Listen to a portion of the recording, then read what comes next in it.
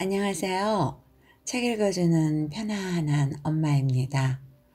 오늘은 영국 작가 로버트 루이스 스티븐슨의 단편 마크 하임을 읽어드리겠습니다. 작가는 에든버러에서 태어나 그곳에서 대학을 나와 1875년 변호사 자격을 얻었습니다. 어려서부터 병약했던 그는 요양차, 외국을 자주 여행했는데 이는 많은 수필과 기행문을 쓰는데 큰 도움이 되었죠. 1876년 남편과 별거 중인 11살 연상의 미국 여인 FV 오즈번을 만나 사랑에 빠졌고 1880년 결혼하였으며 아내의 아들이자 자신의 의붓아들인 로이드를 즐겁게 해주려 보물섬을 썼습니다. 이 작품으로 그는 작가로서의 명성을 높이게 됩니다.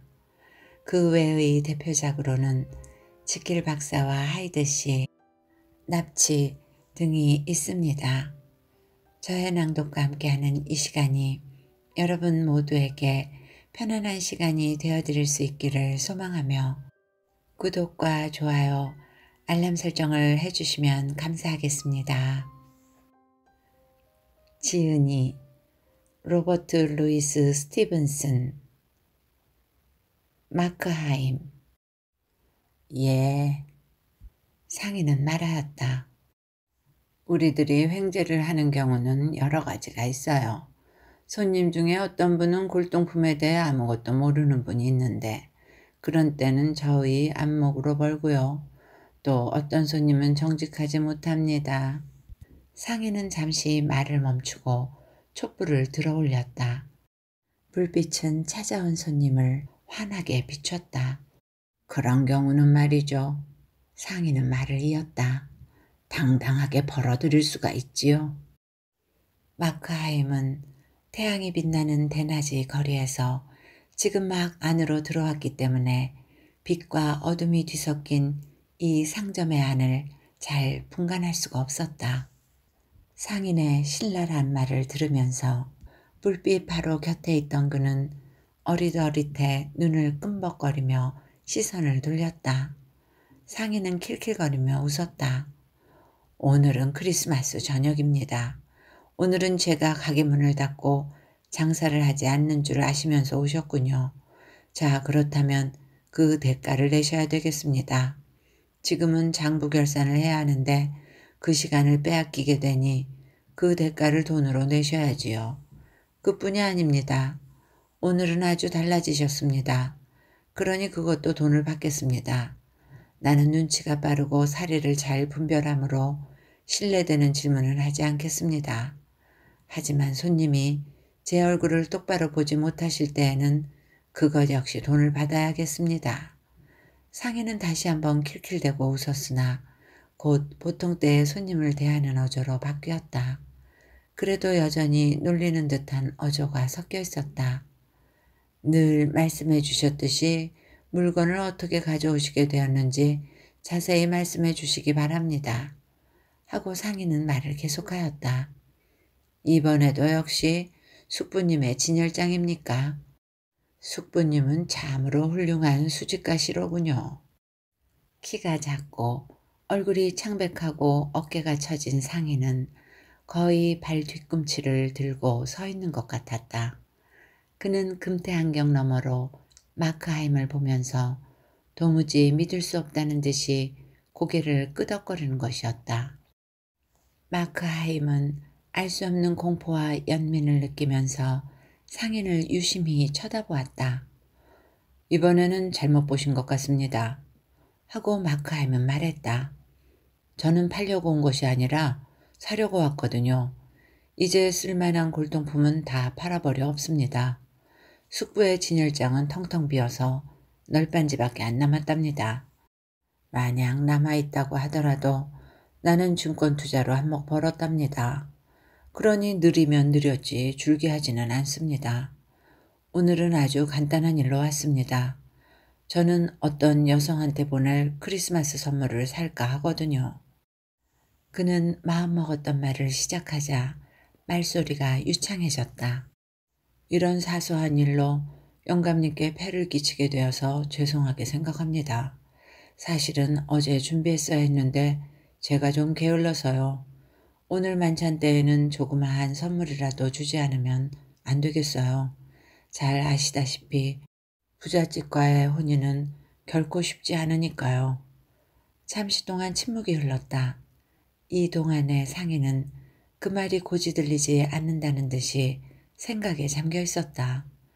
상점 안의 여러 가지 잡동사니 골동품 사이에서 시계들이 째깍거리는 소리와 거리에서 마차가 달리는 소리가 이 침묵의 시간을 메우고 있었다. 그렇습니까? 상인은 다시 입을 열었다. 좋아요. 손님은 오랫동안 저의 단골이시니까 손님 말씀대로 그렇게 훌륭한 혼사인데 제가 방해를 해서야 되겠습니까? 자, 여기에 여자분들이 좋아하실 만한 것이 있습니다. 상인은 계속해서 말했다. 이것은 손거울인데 15세기에 만들어진 것입니다. 보증서도 있죠. 아주 유명한 수집가에 의해 들어온 것이죠. 그 손님의 성함은 밝힐 수 없지만 그분도 당신처럼 유명한 수집가의 조카로서 대를 이을 자손입니다.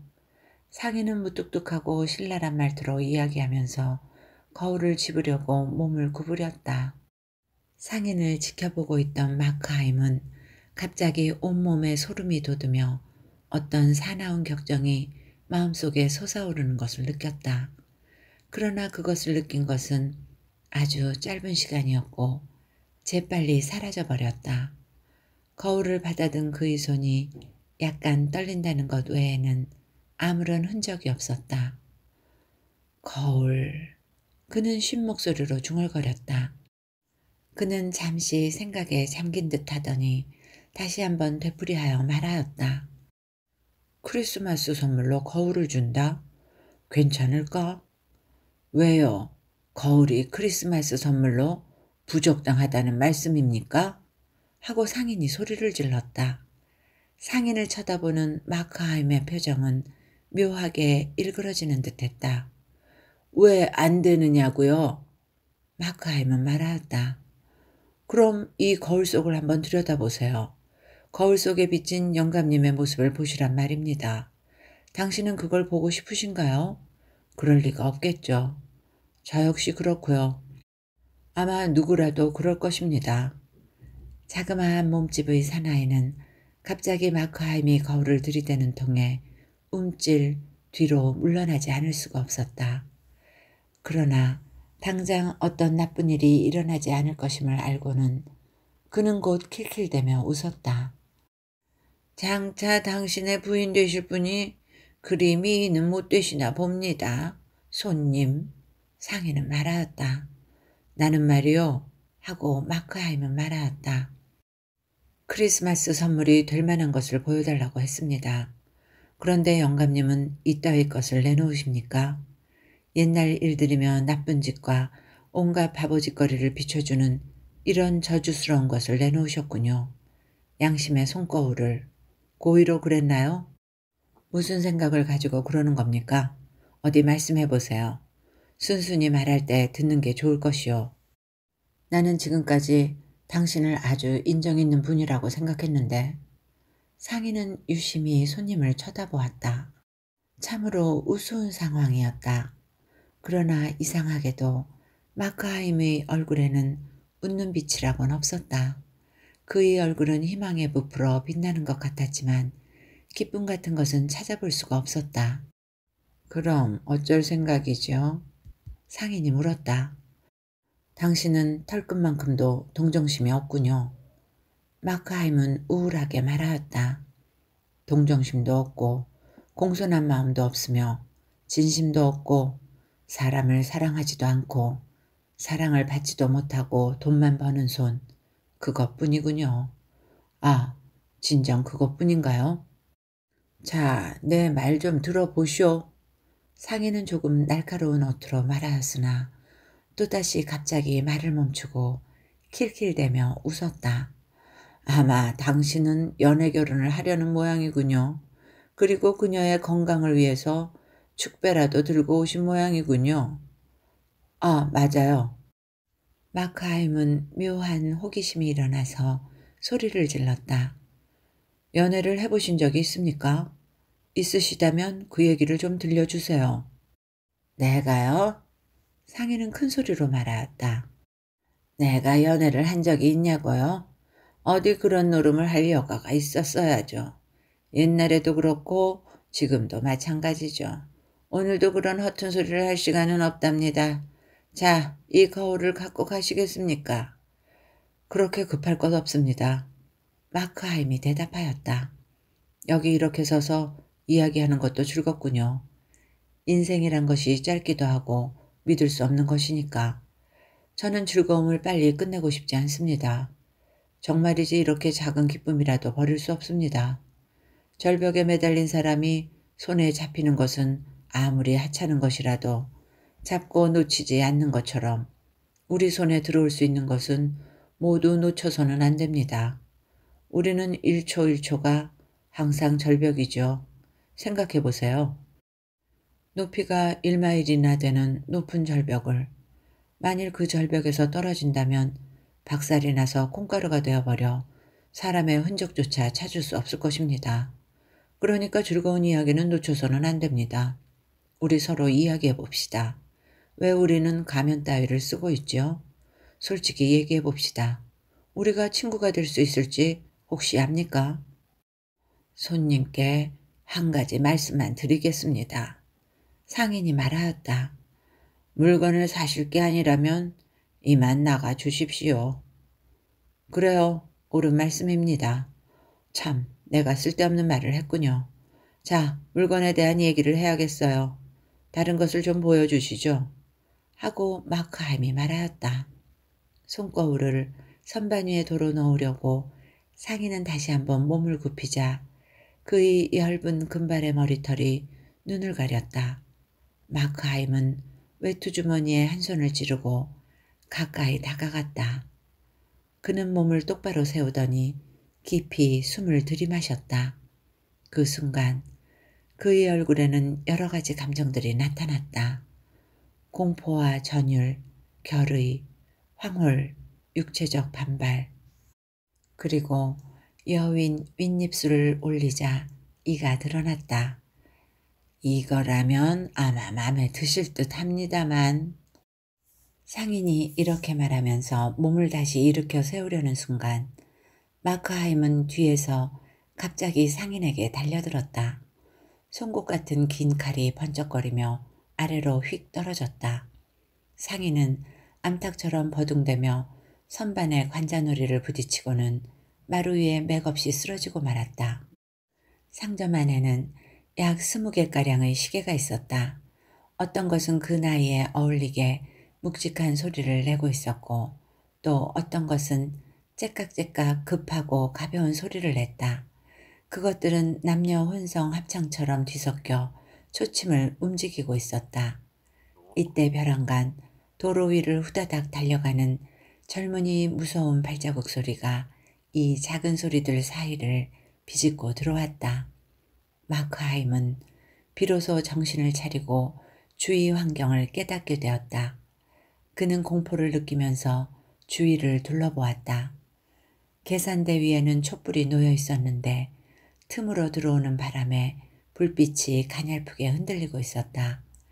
이 가냘픈 움직임을 따라 소리 없는 고요에 잠긴 방 안은 바다같이 물결이 일듯 흔들거렸다.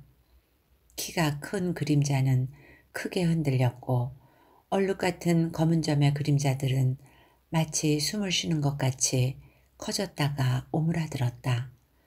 초성화 속의 얼굴과 사기로 된 우상들이 마치 물에 비친 그림자와 같이 모양을 바꾸면서 흔들렸다. 안쪽의 문이 반쯤 열려 마치 손가락으로 방향을 가리키기라도 하는 듯이 한 줄기의 빛이 이 그림자 속을 들여다보는 것이었다.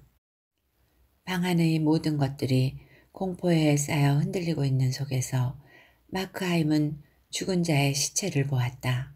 그 시체는 허리를 꼬부리고 흉하게 낮아빠져 있는데 그 모습은 살아있을 때보다도 더 작아 보였으며 너무나 추해 보였다.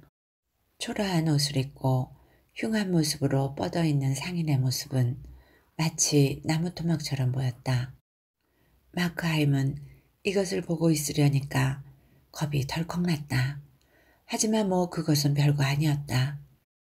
상인의 주검은 분명히 여기에 누워있을 것이다.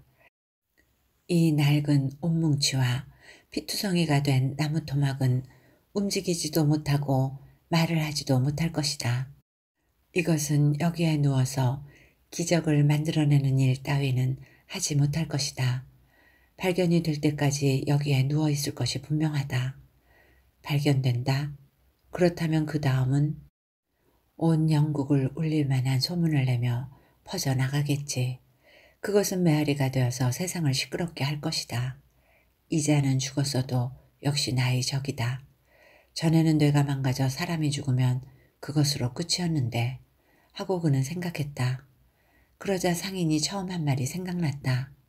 일이 끝나고 보니 희생자에게는 이미 끝난 이때가 살해자에게는 절박하고 중대한 때였다. 이러한 생각이 머리를 어지럽힐 때 연이어서 여러 가지 음조로서 어떤 것은 대사원의 종탑에서 들려오는 소리같이 장중하고 어떤 것은 삼중주의 음조로 왈츠의 전주곡 같았다. 시계들이 오후 3시를 알리기 시작했다. 이토록 고요한 방에서 갑자기 앞다투어 나오는 소리에 마크하임은 몹시 긴장하였다. 그는 마음을 안정시키고 요동하는 그림자에 둘러싸인 채 촛불을 들고 여기저기 왔다 갔다 하였다. 그러나 이따금 그림자를 보고는 간이 오싹해지는 것을 느꼈다. 영국 산의 거울도 있고 또 베니스나 암스테르담 산의 거울도 있었는데 그 값진 거울들 속에 비친 자신의 모습은 흡사 한 무리의 스파이와도 같았다. 그는 거울 속에 비친 자신의 눈과 마주쳤다. 그리고 거울 속의 자신을 탐색했다. 그는 소리를 죽이면서 걷고 있었으나 그의 발자국 소리는 주위의 고요를 깨뜨리고 어지럽혔다. 그리고 자신의 주머니를 채워가는데 자신의 계획에 과오가 있음을 되풀이하여 자책하고 있었다. 좀 더 조용한 시간을 택했어야 했다. 또 알리바이를 준비했어야 했다. 단도를 쓰지 않고 좀 더 신중하게 상인을 묶은 다음 입을 틀어막을 것을 그랬다. 죽일 필요까지는 없었는데, 아니, 더 대담하게 행동하고 하인도 죽였어야 했다. 아, 이렇게 하는 것이 아니었는데 극심한 회한이 엄습해왔다.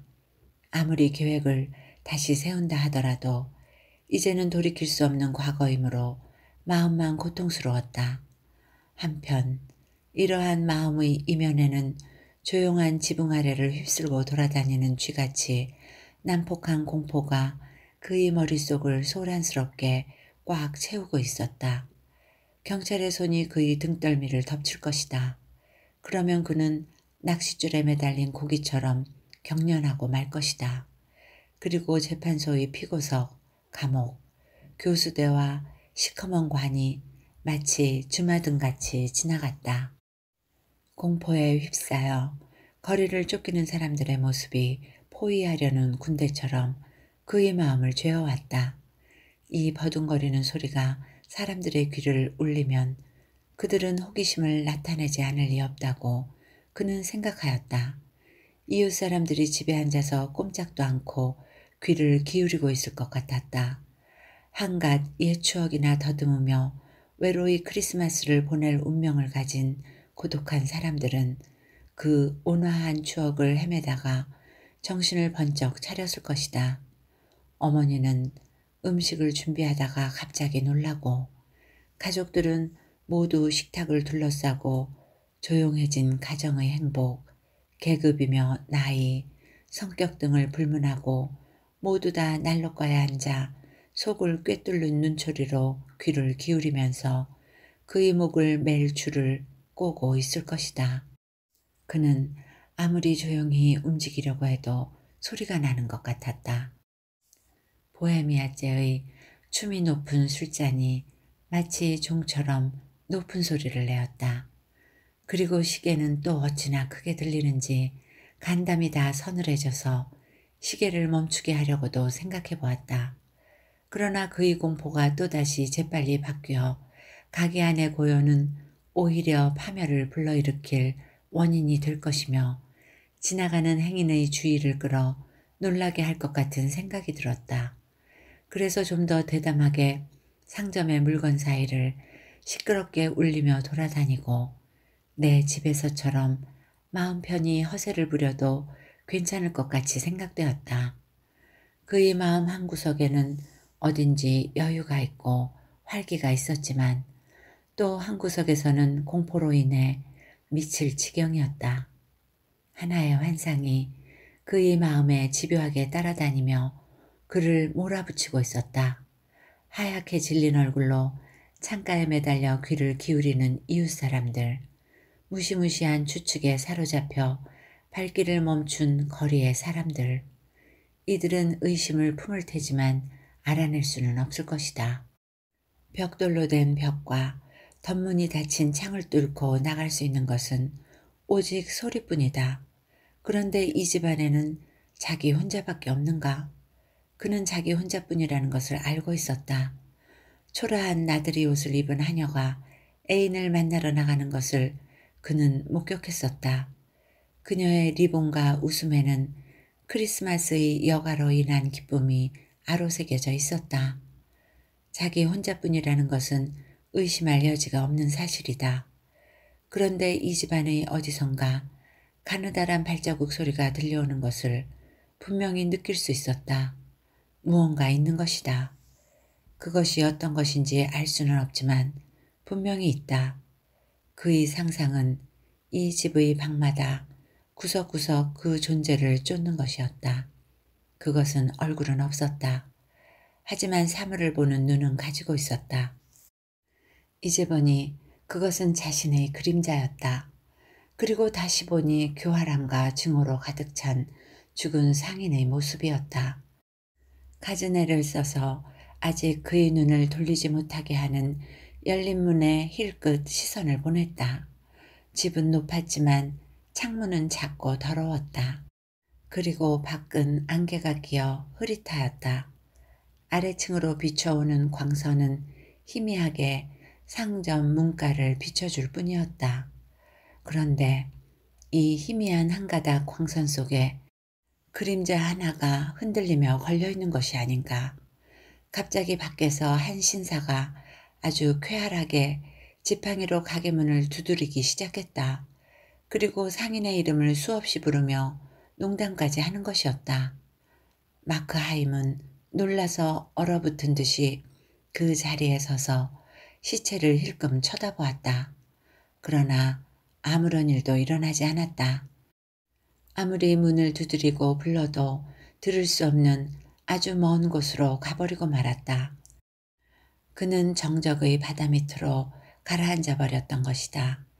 폭풍우의 외침 속에서도 충분히 들을 수 있었던 그의 이름은 이제 헛된 음성에 지나지 않았다. 이윽고 신사가 문을 두드리는 것을 그만두고 가버리고 말았다. 이제 빨리 일을 마무리해야 한다. 그리고 이 지역을 벗어나 런던의 군중이라는 목욕탕으로 뛰어들어 밤이 되면 안전하고 결백해 보이는 안식처, 즉 자신의 잠자리로 돌아가야 한다.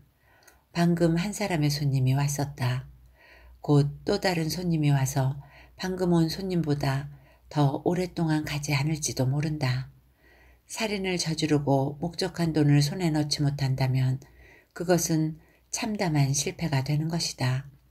이제 마크하임의 가장 중요한 관심사는 돈이었다. 그 돈을 얻으려면 열쇠가 필요하였다. 그는 어깨너머로 열린 문을 쳐다보았다. 그곳에는 아직도 그림자가 아물거리며 서 있었다. 그는 별로 혐오감을 느끼지는 않았으나 떨면서 상인 옆으로 다가갔다. 겨나 모래로 반쯤 채워놓은 옷처럼 사지는 축 늘어져 있고 몸뚱이는 둘로 꺾여 나자빠져 있는 것이 죽은 것이 분명하였고 너무나 취해 보였지만 손을 대면 어떻게 될지 모른다는 공포심을 생기게 했다. 그는 그의 어깨를 잡고 천장을 향하게 젖혀놓았다. 부러진 것 같이 보이는 손발은 기묘하게 보였고 그의 몸은 가볍고 부드럽게 느껴졌다. 얼굴은 무표정이었고 하얗게 질려 있었다. 그리고 관자놀이는 피에 젖어 있었다. 마크 하임에게는 매우 불쾌한 일이었다. 이것을 보는 순간 어느 어촌의 장날의 한 광경이 떠올랐기 때문이었다. 흐린 날이었다. 바람이 몹시 불고 거리에는 사람들로 들끓고 나팔 소리에 북소리 그리고 유행가를 부르는 코맹맹이 소리가 들렸다. 군중 속에 끼인 한 소년이 두려움과 호기심이 뒤섞인 마음으로 이리저리 돌아다니고 있었다. 소년은 사람들이 가장 많이 모여있는 곳으로 갔다. 조그만 상점에는 칙칙한 그림들이 걸려 있었다. 브라운 릭이 제자들을 거느리고 있는 모습, 매닝 부부와 그들의 죽인 손님, 사텔에게 목이 졸려 죽으려 하는 위어 등 유명한 범죄 장면들이 그려져 있었다. 그것은 그의 머릿속에 선명하게 되살아났다. 그리고 그는 그때의 소년으로 되돌아갔다. 그는 또다시 심한 생리적 반발을 느꼈다. 그 메스꺼운 그림을 본 것이었다. 그리고 그 북소리가 아직도 들리는 것 같았다. 그날의 음악의 한 구절이 그의 기억에 되살아났다. 그는 눈앞이 아찔해지며 구역질이 나고 갑자기 온몸에서 힘이 쭉 빠졌다. 그는 이러한 생각에서 도피할 것이 아니라 그에 맞서야 한다고 생각했다. 그래서 죽은 사나이의 얼굴을 똑바로 쳐다보면서 자신이 저지른 범죄의 성질과 그 크기를 실감해 보고자 하였다. 바로 조금 전까지만 해도 저 얼굴은 감정의 변화에 따라 움직였다. 저 창백한 입에서는 말이 흘러나왔고 저 몸은 활력에 불타고 있었다. 그러나 지금은 시계 기술자가 손가락으로 시계의 바늘을 멈추게 한 것처럼 그는 하나의 생명을 멈추게 하였다. 이런 생각도 부질없는 일이었고 그는 더 이상 깊이 후회할 수도 없었다. 이전에 범죄를 그린 그림 앞에서 두려움에 떨었던 그 가슴은 지금 태연하게 눈앞의 범죄를 바라보고 있는 것이다.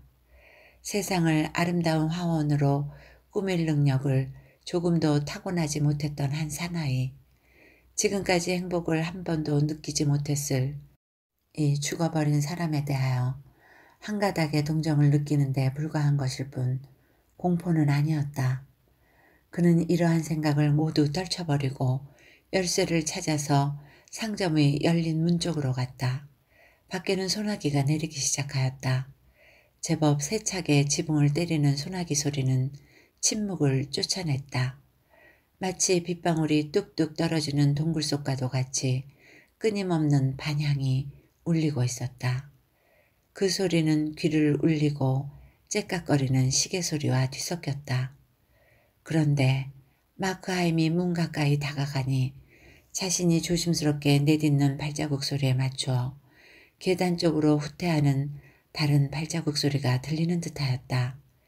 그림자는 입구에서 여전히 흔들리고 있었다. 그는 무언가 결심한 듯 팔에 힘을 주고 문을 뒤로 확 밀었다. 희뿌연 안개가 섞인 낮의 밝음이 마루와 계단에 희미하게 비춰왔다. 그리고 또 복도에 놓인 손에 창을 든 갑옷 입은 검은 나무 조각, 노란 벽 판자에 걸려있는 그림에도 희미하게 비춰왔다. 비가 쏟아지는 소리는 온 집안을 울릴 정도로 시끄러웠으나 마크 하임에게는 그 소리들이 여러 가지 다른 소리로 구별되어 들렸다. 발자국 소리와 한숨 소리, 멀리서 행진하는 군대의 발자국 소리, 계산대에서 돈을 세는 소리, 문이 살며시 삐걱대며 열리는 소리, 이러한 소리들이 둥근 지붕 위로 떨어지는 물방울 소리와 홈통으로 떨어지는 물소리와 마구 뒤섞인 것 같았다. 이곳에 자기 아닌 다른 누군가가 있을 거라는 느낌은 점점 더 굳어지고 그는 거의 미칠 지경이었다. 사방에서 그를 포위해 오는 것 같은 생각에 사로잡혔다. 위층에서 뭔가 움직이는 소리가 그의 귀에 들렸다. 그는 갖은 애를 써서 계단을 올라가기 시작하자 많은 다리들이 자기 앞에서 사라지더니 살금살금 자신의 뒤를 밟고 있는 것이었다. 만약 귀가 들리지 않았다면 얼마나 침착하게 마음을 가다듬을 수 있을까 하고 생각해 보았다. 다시금 날카롭게 주위에 귀를 기울이며 그는 자신의 생명을 지키는 파수가 되고 쉬지 않고 움직이는 감각이 있다는 것에 감사하였다. 그는 고개를 돌렸다. 곧 튀어나올 것 같은 날카로운 눈은 사면을 살피고 있었다. 그러나 무언지 모를 것이 얼핏 보일 뿐이었다. 2층으로 올라가는 24개의 계단은 24개의 고통이었다. 2층에 있는 3개의 문은 모두 조금씩 열려 복병처럼 보였으며 마치 대포의 포구와도 같이 그의 신경을 뒤흔들었다. 그는 이제 아무리 숨어도 그 사람의 무서운 눈초리를 피할 도리는 없다고 생각하였다. 그는 자신의 집에서 벽에 보호를 받고 이불 속에 파묻혀 신 외에는 아무의 눈에도 띄지 않기를 간절히 원하였다. 그러나 다른 살인범들의 이야기며 그들이 천벌을 받을 것을 두려워한 것을 생각하자 좀 이상하게 생각되었다. 그는 신이 두렵지 않았다. 그는 다만 자연의 법칙이 두려웠던 것이다. 그것은 냉정하고 영구불변의 방법으로 자신의 범죄에 대한 확실한 증거를 가지고 있는 것이 무서웠다. 그는 뜻하지 않게 일어나는 자연이 고의로 일으키는 위법의 행위에 비굴하고도 미신적인 광기로서 더욱 두려워하였다. 그는 이러한 법칙에 의거하여 원인에서 결과를 예측하는 교묘한 게임을 하였다. 패배한 폭군이 장기판을 뒤집어 엎듯이 자연이 여태까지의 법칙을 돌연 파괴한다면 어떻게 될 것인가? 흔히 저술가들은 겨울이 오는 시기가 달라졌을 때에 이와 비슷한 일이 나폴레옹에게 일어났다고 한다. 이와 같은 일이 마크하임에게 일어날지도 모른다. 저 튼튼한 벽이 투명해지고 마치 유리 속에 있는 호랑이처럼 그가 한 일이 밖에서도 빤히 보일지도 모른다. 단단한 마룻바닥은 모래함정과도 같이 발밑에서 무너져 내려 그를 가두어 놓을지도 모른다. 만약 그런 게 아닐지라도 자기를 망칠 사고는 얼마든지 있을 수 있으리라. 집이 무너져 내려 그를 시체 옆에 가두어 둔다든지 혹은 옆집에 불이 나서 소방수들이 여기저기서 그가 있는 대로 침입해 온다면 어떻게 될까? 그는 이러한 것들이 겁났다. 그러나 어떤 의미로 보면 이러한 것도 죄에 대한 신의 손길이라고 할 수도 있을 것이다. 그는 신 그 자체에 대해서는 마음이 편안하였다. 그가 한 행위와 그 이유가 예외적인 거라는 것을 신은 알고 있기 때문이었다. 그가 정당하다고 확신하는 것은 신에게 대한 것이었지 인간 세계를 상대로 한 것은 아니었다. 그가 응접실로 들어가 문을 닫았을 때 겨우 마음이 놓였다. 그 방은 아주 수수한 방으로 카펫도 깔려있지 않았다. 짐을 싸는 상자들이 이리저리 굴러다니고 있었으며 어울리지 않는 초라한 가구가 몇 개 서 있었다. 여러 개의 거울은 마치 무대 위에 선 배우처럼 자신의 몸을 여러 각도로 비추었다. 여러 장의 그림이 어떤 것은 액자에 끼워져 벽에 걸려 있기도 했고 어떤 것은 액자에 끼워지지 않은 채 그냥 벽에 세워져 있었다. 또 고급 장식장이며 상감 세공을 한 장이 있고 훌륭한 무늬가 새겨져 있는 천을 뒤집어 쓴 커다란 낡은 침대가 있었다. 창문은 열려 있었으나 덧문 아래쪽은 닫혀 있어서 다행히 사람들의 눈에 그의 모습은 띄지 않았다. 마크하임은 장 앞으로 상자를 하나 끌어다 놓고 열쇠 꾸러미를 뒤지기 시작하였다. 열쇠의 수가 무척 많아서 오랜 시간이 걸리는 것이었다. 이렇게까지 해도 어쩌면 장 속에는 아무것도 없을지도 모르는 일이었다. 시간은 빠르게 지나갔다. 열쇠를 찾는 일은 생각보다 까다로운지라 오히려 그를 침착하게 했다. 그는 곁눈질로 문을 보았다. 수비시설이 좋은지 확인하고 안심하는 포위된 장군과도 같이 가끔씩 문을 정면으로 바라보기도 하였다. 그러나 사실 그의 마음은 편안해졌다. 쏟아지는 빗소리가 자연스럽고 기분 좋게 들려왔다. 잠시 후 저쪽에서 피아노 소리가 나더니 찬미가의 음악이 시작되었다.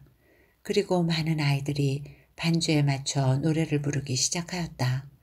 그 멜로디는 아름다웠고 사람의 마음을 진정시키는 선율이었다. 그 어린 음성은 참으로 신선하였다. 마크하임은 얼굴에 미소를 띠고 열쇠를 고르면서 귀를 기울였다. 그의 마음에는 여러 가지 상념들이 가득 찼다. 교회에 가는 아이들의 모습, 큰 오르간이 울리는 소리, 들판에서 뛰노는 아이들, 시냇가에서 멱을 감는 아이들, 가시덤불과 잡초가 우거진 숲속을 헤치고 다니는 아이들, 바람이 불고 구름이 떠있는 하늘에 연을 날리는 아이들, 이런 등등의 모습들이 차례로 떠올랐다. 찬미가가 다른 곡으로 바뀌자 이번에는 여름의 주일날 교회 안에서 꾸벅꾸벅 졸던 기억이며 목사의 높고도 점잖은 말소리, 이것을 기억하자 그는 싱긋이 웃었다. 제임스 1세 때 묘 안에 새겼다는 색칠한 십계명의 흐릿한 글자들이 떠올랐다. 이렇게 여러 가지 상념에 잠겨 앉아 있다가 그는 갑자기 깜짝 놀라 일어났다. 순간적으로 얼어붙은 듯 오싹해지기도 하고 뜨거운 불에 댄 것처럼 뜨거운 피가 솟구쳤다. 그는 심한 전율을 느끼며 서 있었다. 천천히 계단을 올라오는 발자국 소리가 들려왔던 것이다. 그리고 곧 문 손잡이를 손으로 쥐고 자물쇠가 철커덕 하면서 문이 열렸다. 마크하임은 무시무시한 공포에 사로잡힌 나머지 무엇을 어떻게 해야 할지를 몰랐다. 죽은 자가 걸어오는 것일까? 인간 세상의 정의를 다스리는 관리가 오는 것일까? 혹은 우연하게 자기의 범죄를 목격한 사람이 자신을 교수대로 보내기 위해 오는 것은 아닐까? 그런데 어떤 얼굴 하나가 문틈으로 들여다보더니 그를 보고는 마치 친한 사람을 대하듯이 고개를 끄덕이며 미소를 짓고는 문을 닫고 물러가 버렸다. 그는 공포를 억제하지 못하고 쉰 목소리를 내고 말았다. 이 소리를 들은 방문객은 되돌아왔다. 나를 불렀나요? 그는 상냥하게 물으면서 들어와서는 문을 닫았다. 마크하임은 선체로 한동안 그를 뚫어질 듯이 응시하였다. 아마 그의 눈에는 안개가 끼었는지도 몰랐다. 이 새로운 사람의 윤곽은 가게 안의 촛불에 흔들리던 우상들과도 같이 흔들리며 자꾸 변하는 것 같았다.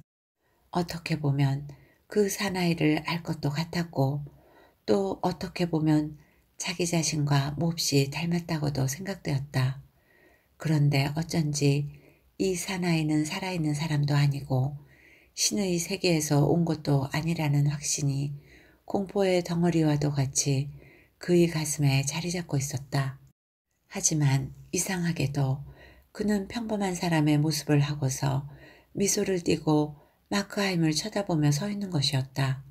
그리고 이렇게 말했다. 당신은 돈을 찾고 있죠?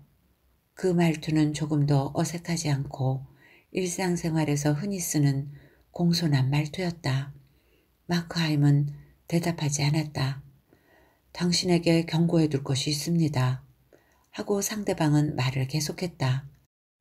하녀는 평소보다 좀 더 일찍 애인과 작별했으니까 곧 여기 도착하게 될 것입니다. 만일 마크하임 씨가 이곳에서 들키게 된다면 그 결과는 얘기할 필요도 없겠죠. 당신은 날 아시나요? 하고 살인범은 크게 소리쳤다. 방문객은 미소를 지었다. 나는 당신을 오랫동안 호의를 가지고 지켜봐 왔습니다. 그리고 몇 번이나 도와드리려고 했었습니다. 당신은 도대체 무엇인가요? 마크함이 외쳤다. 악마인가요? 내가 누구이든 당신을 도와드리려고 하는 마음과는 아무런 상관이 없습니다. 천만에요. 그건 있을 수 없는 일이에요. 당신의 도움을 받는다고요? 고마운 말이지만 절대로 안 돼요. 당신은 나를 모르고 있어요. 압니다. 손님은 친절한 것 같으면서도 무섭게, 아니 단호한 태도로 대답하였다. 나는 당신의 마음속까지 알고 있습니다. 나를 안다고? 마크하임이 외쳤다. 누가 나를 알 수 있단 말이오. 내 인생은 웃음거리에 불과하며 나는 저주받았소.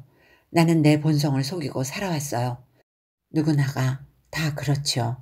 사람은 누구나 자기를 둘러싼 자신을 질식시키는 이 가면보다는 더 좋은 사람이죠. 악한의 손에 잡혀 외투 속으로 끌려가듯이 사람마다 생활에 의해 끌려갑니다. 만일 사람이 자제력을 잃지 않는다면, 그리고 만일 당신이 그들의 얼굴을 볼 수 있다면 그들은 아주 딴 사람이 되어 영웅이나 성인처럼 빛을 낼 것입니다. 나는 보통 사람들보다 약하고 나의 본성은 보통 사람 이상으로 억눌려 있어요. 나의 본성은 아무도 몰라요. 하지만 만약 시간만 있다면 내 본성을 보여줄 수도 있습니다만. 나한테 보여준다는 말인가요? 하고 방문객은 물었다. 당신에게 가장 먼저요. 하고 마크하임은 대답하였다. 나는 당신이 현명한 사람일 거라고 생각했어요. 당신이 나타났을 때 나는 당신이 사람의 마음을 짐작하고 이해하는 사람일 거라고 짐작했어요. 그런데 당신은 행동으로서만 나를 판단하려고 하는군요. 잘 생각해 보시오. 내 행동이라 나는 거인의 나라에서 태어나 거인의 나라에서 생활해 왔습니다. 어머니 뱃속에서 나온 이래 환경이라는 거인이 나의 손목을 잡아 끌고 왔어요. 그런데도 당신은 내 행동으로서 나를 판단하려고 하는군요. 당신은 내 마음속을 못 보시는 겁니까? 내가 악을 미워하는 것을 당신은 알지 못합니까? 비록 이때까지 여러 번 무시당해 왔지만 어떤 궤변에도 오염되지 않는 내 가슴속의 깨끗한 양심의 문자를 보시지 못하는 겁니까? 또 본의 아니게 죄를 범한 보통의 인간으로서의 저를 알아보지 못하는 겁니까? 정말 많은 것을 느낄 수 있는 말씀이군요. 하고 사나이는 대답하였다. 하지만 그런 것들은 저와는 무관한 것입니다. 당신이 올바른 방향으로만 나아간다면 당신이 강제로 끌려왔는지 어떤지는 제가 상관할 바가 아닙니다. 하지만 시간은 흐르고 있어 하녀는 행인의 얼굴도 쳐다보고 또 게시판의 그림도 보면서 꾸물거릴 테지만 그래도 계속해서 한 걸음 한 걸음 다가오고 있어요. 화려한 크리스마스 거리를 지나 당신을 향해 다가오고 있는 것은 교수대라는 것을 잊어서는 안 됩니다. 제가 도와드리겠습니다. 전 뭐든지 알고 있죠. 제가 돈이 어디 있는지 알려드릴까요? 그렇다면 그 사례로 무엇을 원하죠? 마크하임이 물었다. 나는 그저 크리스마스 선물로서 당신을 도와드리려는 겁니다. 하고 상대방은 대답하였다. 마크하임은 일종의 승리의 쾌감 같은 것을 느끼고는 미소 짓지 않을 수 없었다. 아니요. 나는 당신에게서 아무런 도움도 받지 않겠습니다. 만약 내가 목이 말라 죽을 지경이라고 해도 당신 손에 있는 물주전자를 거절할 용기가 있습니다. 경솔해 보일지 모르지만 나는 내 몸을 죄악에 빠뜨릴 생각은 추호도 없습니다. 죽는 마당에서 참여하는 것에 관해서는 아무런 이의가 없습니다. 하고 방문객은 말하였다. 그것은 당신이 그 효과를 믿지 않기 때문이지. 마크하임이 외쳤다.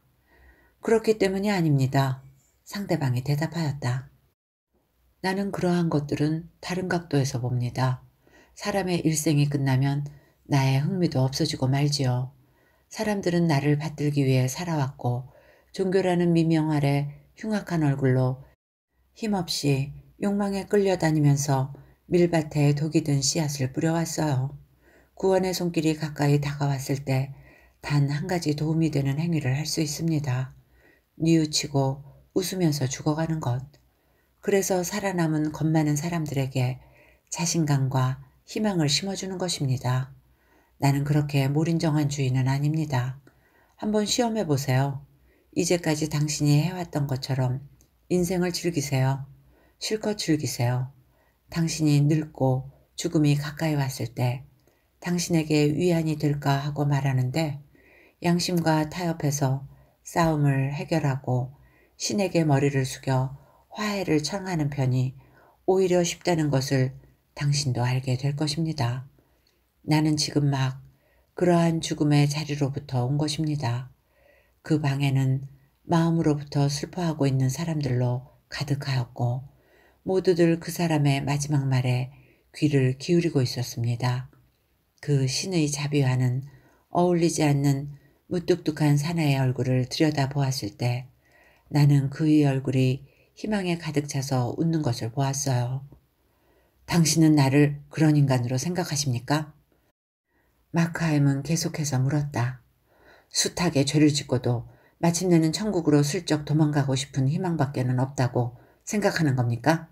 생각만 해도 구역질이 나려고 하는군요. 그것이 인간에 대한 당신의 경험입니까? 아니면 피해 젖은 내 손을 보았기 때문에 그런 야비한 생각을 하는 겁니까?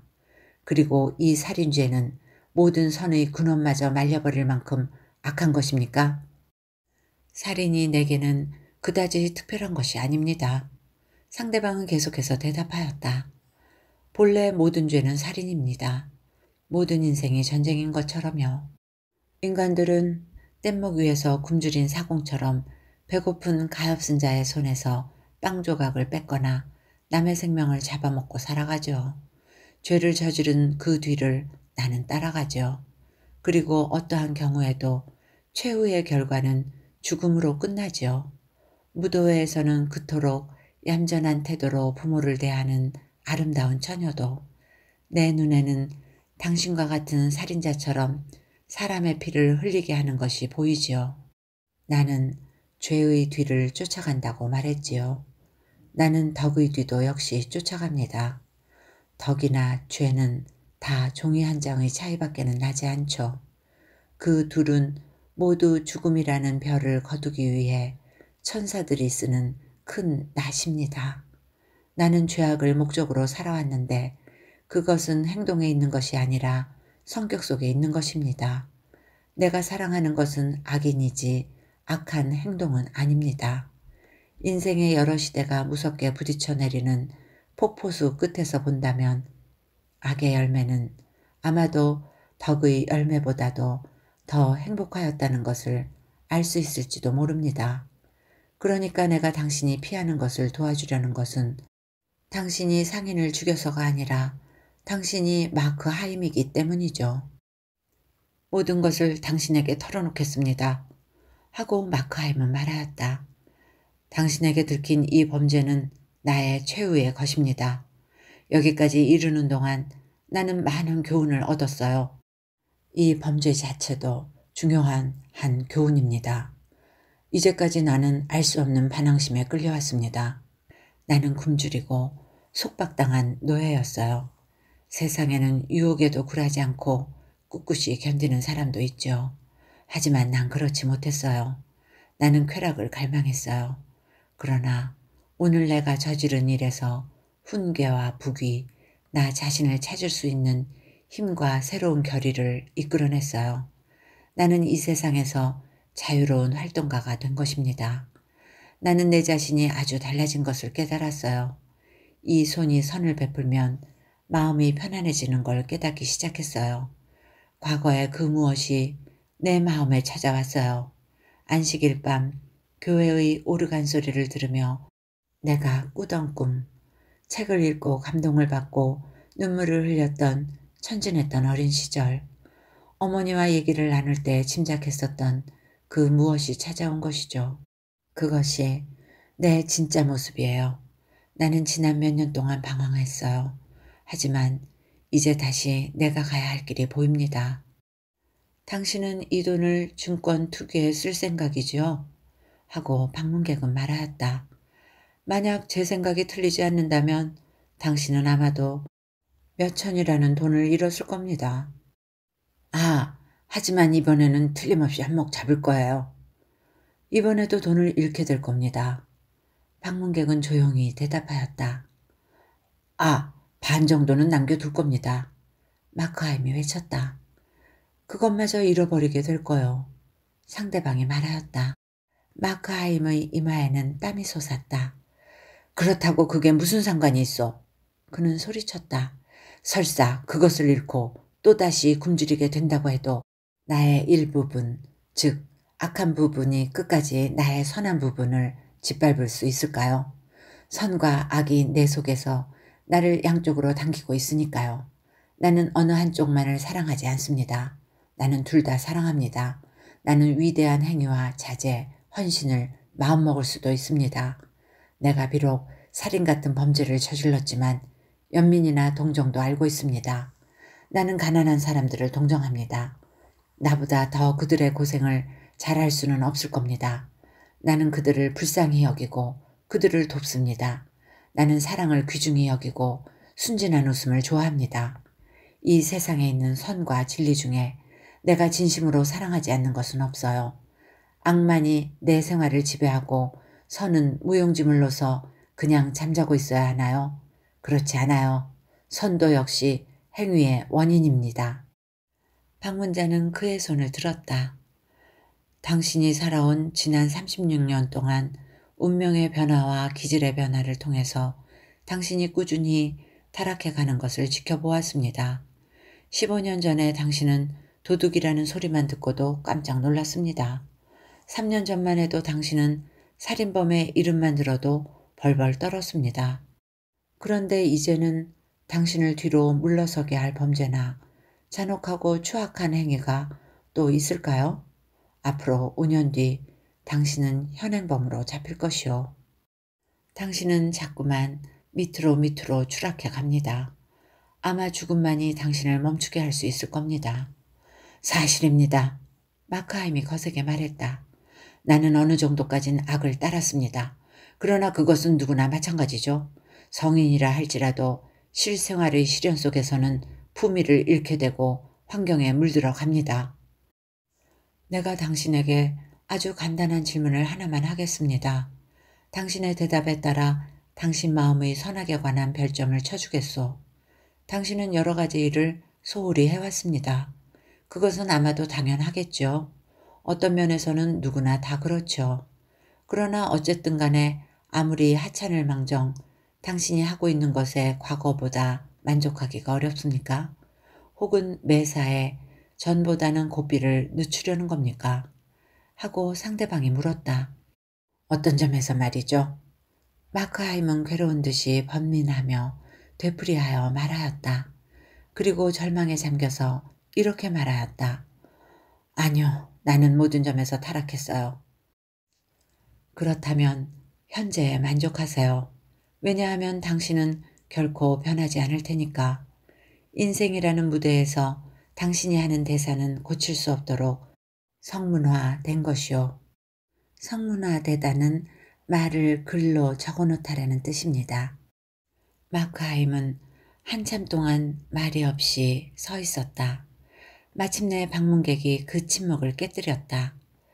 그러니까 내가 돈 있는 데를 가르쳐 드릴까요? 그리고 신의 자비도요? 마크하임이 외쳤다. 이미 당신은 그것을 시험해보지 않았었나요? 2, 3년 전 부흥회 예배에서 당신은 나를 만난 적이 있지 않나요? 그때 노래한 찬미가에서 당신의 목소리가 가장 컸어요. 맞습니다. 이제 나는 내가 해야 할 의무가 무엇인지 알겠어요. 여러 가지 가르쳐 주신 데 대해서 정말 감사드립니다. 이제 내 눈은 똑바로 볼 수 있고 현재의 제 모습도 보게 되었어요. 바로 이때 초인종이 온 집안에 날카롭게 울렸다. 방문자는 이 소리가 미리 약속된 신호인 것처럼 지금까지 그것을 기다리기라도 하였다는 듯이 갑자기 태도를 바꾸었다. 하녀입니다. 아까 내가 경고한 대로 하녀가 돌아왔어요. 이제 당신 앞에는 또 다른 난관이 가로놓인 거예요. 당신은 하녀에게 주인이 앓고 있다고 얘기하지 않으면 안 됩니다.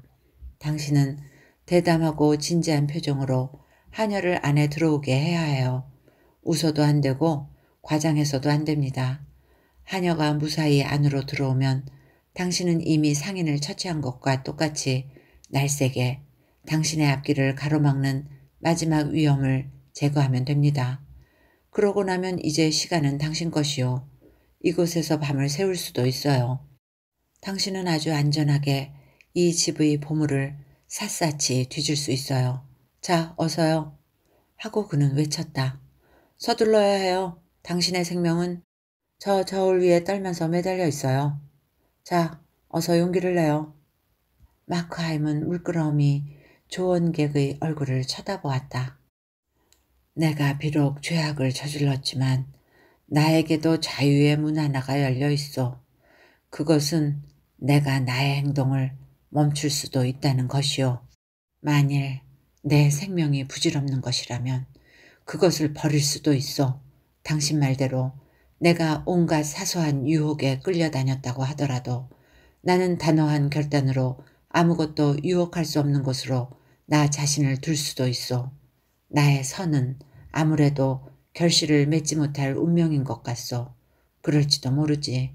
그래도 좋소. 나에게는 악을 미워하는 마음이 있소. 당신을 실망시킬 수도 있겠지만 나는 악에서 빠져나올 힘과 용기가 있다는 것을 당신에게 보여주겠소. 마크하임이 이렇게 말했을 때 방문객의 모습은 놀랍게도 아름답게 변하였다. 부드럽고 온화한 빛이 떠돌았다. 그리고 그렇게 빛나던 모습은 점차 빛이 사라지면서 없어져 버렸다. 그러나 마크하임은 이 변화를 지켜보고 이해하려 하지 않고 문을 열고 천천히 내려가면서 생각했다. 그의 과거가 심각한 모습으로 그의 눈앞을 스쳐갔다. 그의 적나라한 과거의 모습을 본 것이었다. 추잡하고 치열한 다툼의 과실투성이었던 과거를 패배한 한바탕 꿈이라고 생각하니 이미 인생이 그를 유혹하지도 않았다. 저 멀리 그의 배가 정박해야 할 고요한 항구를 보았다. 그는 복도에 서서 상점안을 들여다보았다. 거기는 촛불이 아직도 상인 옆에서 조용히 타오르고 있었다. 기묘한 고요가 이곳을 감싸고 있었다.